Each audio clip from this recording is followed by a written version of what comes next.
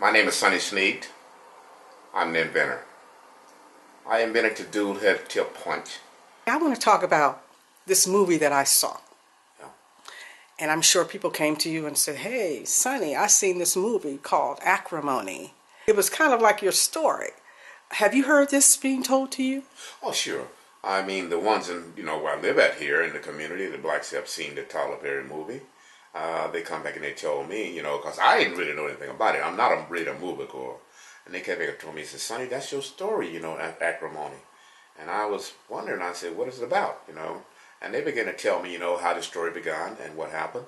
But I did send my information to Tyler Perry's studio in Atlanta, Georgia, years ago. You also mentioned a name that you perhaps may have sent these documents to. Yeah. Well, I sent the documents to Mr. John Lewis, the congressman of Atlanta, Georgia, and these people that work for him, that was supposed to have got it to Tyler Perry, okay? And I also talked directly to Tyler Perry office, all right?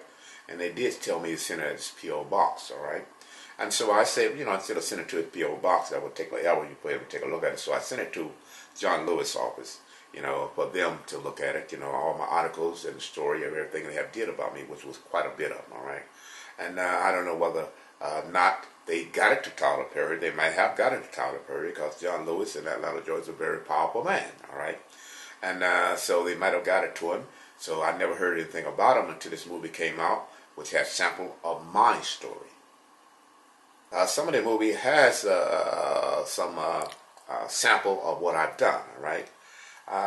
But it's nothing I can do about it right now, as far as I know.